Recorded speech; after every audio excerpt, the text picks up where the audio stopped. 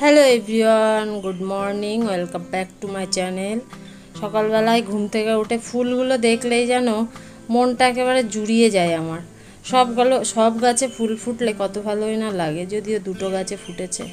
আর এই সাদা গাছটা দেখো ঝাঁকড়া করে কেটে দিয়েছিলাম, এখন কি সুন্দর ছোট ছোট হয়ে ফুল ফুটেছে। কিন্তু বাড়িতে ভীষণ ঘাস হয়েছে যেগুলো তোলার প্রয়োজন। আর এই গাছটা দেখছি একটু শুকিয়ে গেছে, জল দিচ্ছি তাও দেখছি কি একটা জানি হয়ে আছে। তো যাই হোক, এদিকে রান্না বসিয়ে দিয়েছি, একটু বেলা হয়ে গেছে এখন।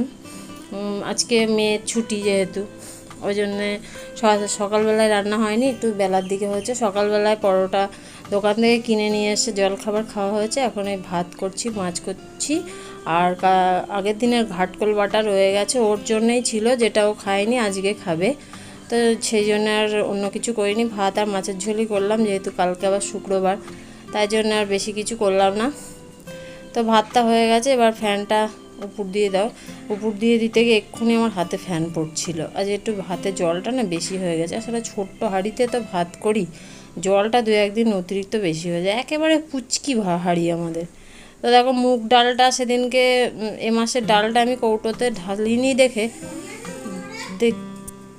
ডালটাতে দেখলাম পোকা হয়ে গেছে, ওই জন্য একটুখানি রোদে রেখেছি, যদি বেরিয়ে যায় ভালো। আর যদি না বেরোয় তাহলে ভাবছি যে ভালো করে ধুয়ে ডালটা ভিজিয়ে কিছু একটা করে নিতে হবে, কেননা না ধুলে পোকা যদি না মানে ধুলে যেমন কি পোকাগুলো সব বেরিয়ে যাবে। তো যাই হোক, ওদিকে ডালটা একটুখানি নেড়ে দিয়ে এসে মাছগুলো আগেই দিয়ে দিয়েছিলাম, এবার ঝোলটা দেখে নামিয়ে দেবো। আর একটু ঝোল যদিও টানতে হবে, এক গাদা ঝোল আমাদের বাড়িতে কেউই পছন্দ করে না, ওই জন্য বেশি ঝোল আমি করিও না। তাই মাছে আলুটা সেদ্ধ হওয়ার জন্যই একটু জল দিয়েছিলাম। আসলে একদম ছোট কড়াই হাঁড়িতে রান্না করি, তো দেখে হয়তো মনে হয় অনেকটা বড় এই সেই, কিন্তু একদমই না, ছোট কড়াই ছোট হাঁড়ি। তো দাদার ঘরে চাদরটা যে চেঞ্জ করে দিলাম, মেয়ে এখানেই বসে আছে। আমি বললাম যা তুই ওই ঘরে গিয়ে বস, বললো যে না বাবার ঘরে একটু বসি, ফ্যানটা চালিয়ে ওইখানে বসে আছে। তো আমি চাদরটা চেঞ্জ করেছি, ও চেয়ার নিয়েই বসে আছে। চাদর বালিশের কভার টভারগুলো দুদিন ধরে খুলবো করে করতেই পারছিলাম না, আজকে যত গরমই লাগুক না কেন এটা চেঞ্জ করতেই হবে, কেননা চাদরে একটা ঘাম ঘাম টাইপের গন্ধ বেরোচ্ছে, ঘরের মধ্যে ভাল লাগে না। যতই উনি শুক না কেন, আমি তো এসে বসি না, ওনার গন্ধ লাগে না, উনি একদম বিন্দাস থাকে। তো একবারে স্নান করে বেরোলাম, কিছু জামা প্যান্ট ভেজানো ছিল, একবারে কেচে ধুয়ে স্নান করে চলে এলাম, কেননা ওই কাচতে গেলেই আমি অর্ধেক স্নান হয়েই যায়, ওই জন্য সবার লাস্টেই গেলাম, যে একবারে স্নানটা করব, করে কেচে ধুয়ে বেরিয়ে আসবো। খানিকটা গায়ে জল ঢেলে নিয়ে তারপরে কাচতে বসলাম, কারণ এমনিতেই তো কাচতে গেলে জলে একেবারে ঘাম টাম দিয়ে পুরো স্নান হয়ে যায়। স্নান করে এসেও কোনো শান্তি আছে? দেখো আমার পিঠ টিটগুলো আবার দরদর করে ঘাম শুরু হয়ে গেছে। এই এখন স্নান করে এই জামাকাপড় মেলে ফ্যানের নিচে গিয়ে মিনিমাম 10-15 মিনিট বসবো, তারপরে গিয়ে গাটা ঠান্ডা হবে। তো মেয়েকে খেতে দিয়ে দিয়েছি, ও হচ্ছে আগেই খেয়ে নিয়েছে, বাবা এসছে তারপরে আমি আর বাবা পরে খাবো, ওই জন্য ওকে বললাম তুই খেয়ে নে।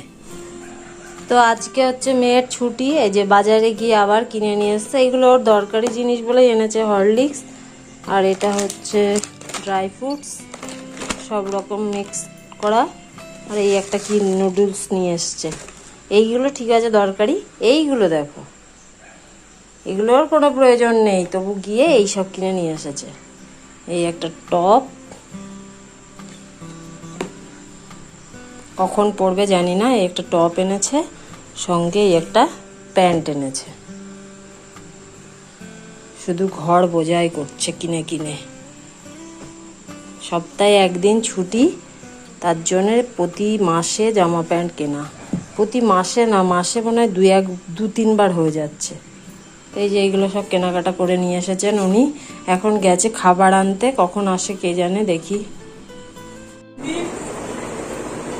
দেখি আমার দিকে ঘর, প্যান্টটা দেখি, এই তো তোর বাবারও হবে,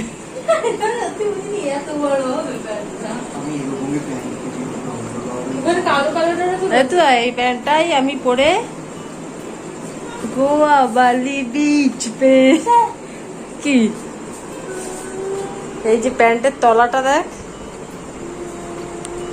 তোর হয় না কি তাই? এটা আমার হ্যাঁ, আমার গুটিয়ে পরে দড়ি নেই প্যান্টে, তো উল্টো পড়েছিস নাকি? এই তো এটাই আমি পরে গেঞ্জিটাও হয়ে যাবে আমার গায়ে।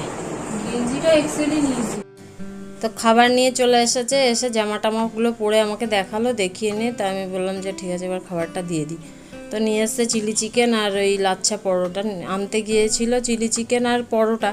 তারপর আমি বলেছিলাম লাচ্ছা পরোটা পেলে ওটা নিয়ে আসিস, তা আমার যেহেতু ওটা ভীষণ ভালো লাগে খেতে, তাই জন্য পরোটা আনতে গিয়েই বেশি দেরি হয়ে গেছে, যেহেতু এতগুলো পরোটা ভাজতে সময় লাগে, তাই জন্য নিয়ে চলে এসেছে। এবার আমি খাবারটা বেড়ে ওদেরকে দিয়ে দেবো, দিয়ে আমিও খেয়ে নেবো। আজকে একটু রাতই হয়ে গেছে, যেহেতু বৃষ্টি পড়ছিল, খাবার আনতে যেতে দেরি হয়েছে, তারপরে গিয়ে আবার পরোটা ভাজতে সময় লেগেছে, ওই জন্য লেট হয়ে গেল। তো আর কিছু করার নেই, প্রতিদিন তো একরকম হয় না মানুষের। তো খাবারটা বেড়ে আগে মেয়েকে দিয়ে দিই, দিয়ে তারপরে আমিও নিয়ে নেব, সবাইকে একসঙ্গে খেয়ে নেবো, কারণ রাত হয়ে গেছে যেহেতু। আর এই পরোটা ঠান্ডা হয়ে গেলে আর ভালো লাগে না, তাড়াতাড়ি করে গরম গরম খেতে হবে, নাহলে শক্ত হয়ে যাবে। রাত্রির 11টার সময় ওরা এখন কি খাচ্ছিস তোরা? কি দিয়ে কি খাচ্ছিস বল? ওরা জানে না কি খাচ্ছে, ওরা লাচ্ছা পরোটা দিয়ে চিলি চিকেন খাচ্ছে। স্বাদ ভালো হয়েছে, আমি রান্না করেছি যদিও।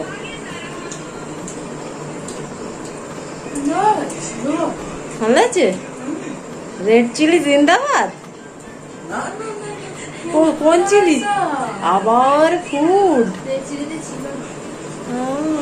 ঠিক আছে, ওনারা খেয়ে নিক, আমিও খাবো। একটা অত বড় মেয়ে যদি ওইরকম একনওয়ালা হেয়ার ব্যান্ড মাথায় দেয়, যেটা কিনা এইদিকে ঘুরে রয়েছে। তুই কি কোল্ড ড্রিঙ্কস খাচ্ছিস? তুয়া কোল্ড ড্রিঙ্কস আছে নাকি? সাদা কোল্ড ড্রিঙ্কসই তো একটু আগে একবার খেলি। হ্যাঁ, এরে কি খাচ্ছিস? লাচ্ছা পরোটা খেয়ে তোর কি পেটটা ভরেছে? ভাতের বেলায় তখন এই কটা খাস, আর পরোটা আর এগরোল মোগলাইয়ের বেলায় তখন পেটে কোথা দিয়ে জায়গা তৈরি হয় তোদের? আলাদা কম্পার্টমেন্ট আছে। ট্রেনের মতন। ঠিক আছে, যা স্নান করে আয়, গায়ে তো চুলকুনি হয়েছে মনে হচ্ছে।